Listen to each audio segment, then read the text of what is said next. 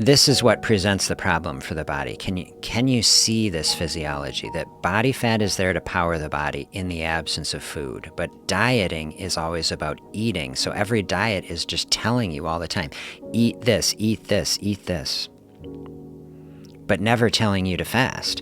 And so now the body, and then it's always telling you eat less, but never nothing.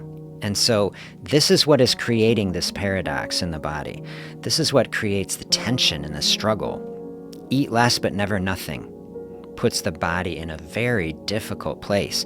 And then we experience that. That's the experience of dieting, right? To feel it is you get put in this tension, where it's like never eating as much as you want, but always eating something. And I know my experience when I've tried to eat a little bit is like, okay, you eat a little bit and it's like, where's the rest? Like, people don't realize when you eat something, you're bringing this food into your body. You are literally like flipping switches in the body hormonally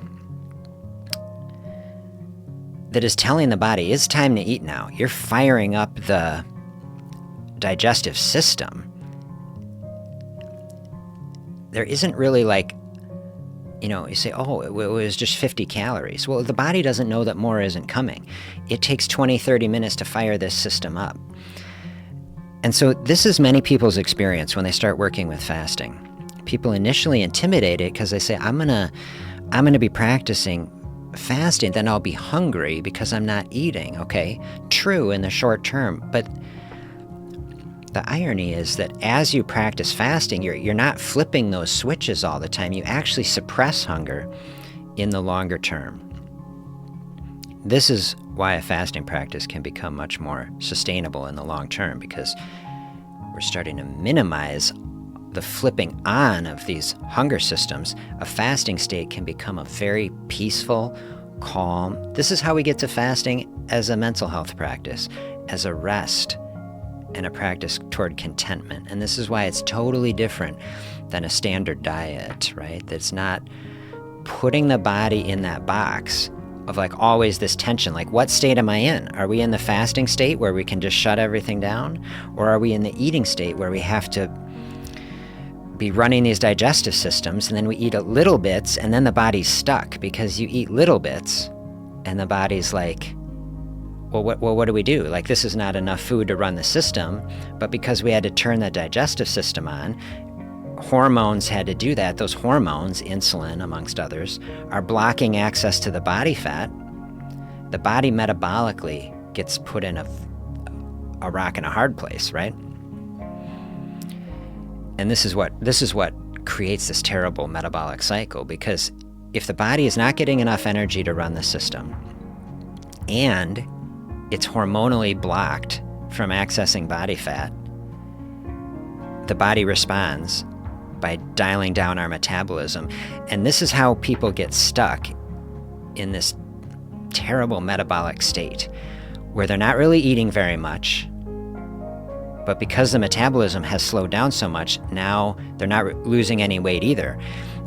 And then they're feeling sluggish and low energy and tired, which makes it hard to exercise, and it's just this spiral.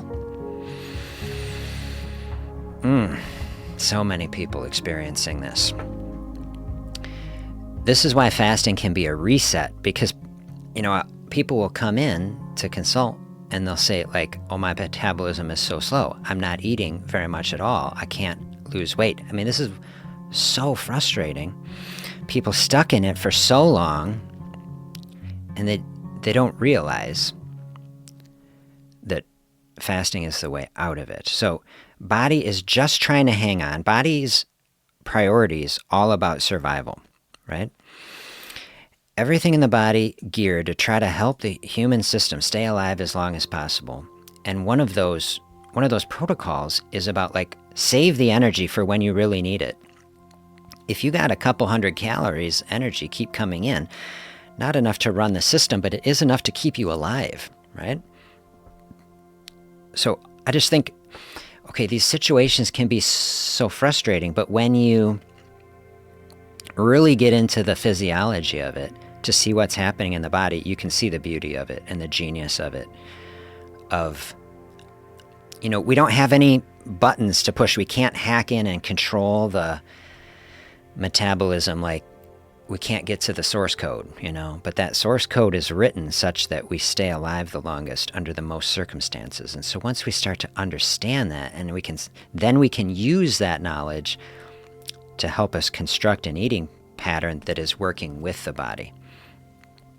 So realize, okay, little bits of food coming in, body's trying to keep us alive as long as possible. Body fat is like the ultimate reserve, going to keep us alive in the worst scenarios. Little bits of food coming in, not enough to power the body normally, but the body's like, okay, if we dial down the metabolism, we'll string things along on this limited food supply as long as possible, then we can preserve the body fat for when we absolutely need it.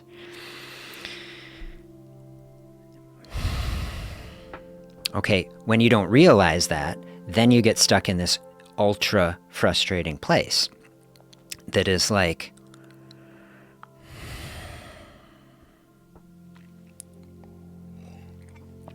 it feels terrible.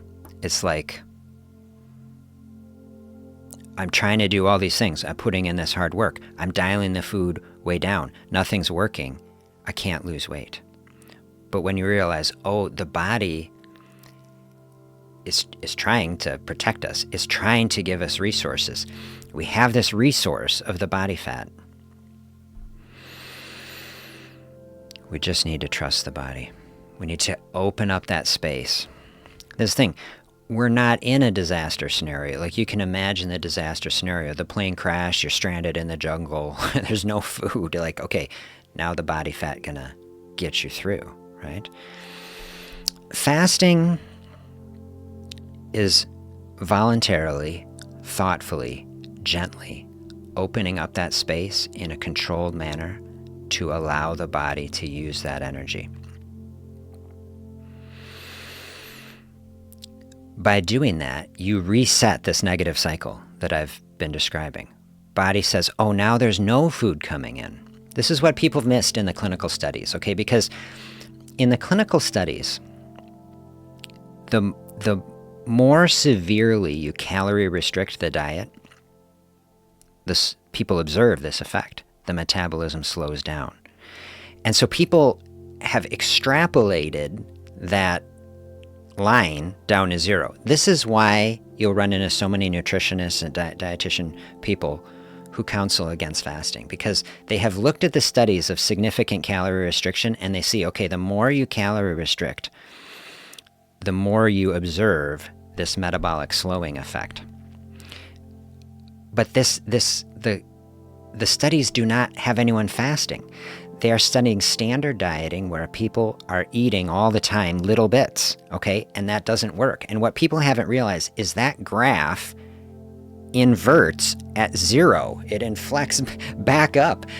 And when you actually hit the fasting space, it flips. And that's the metabolic reset. And that is what our society so desperately needs to start understanding.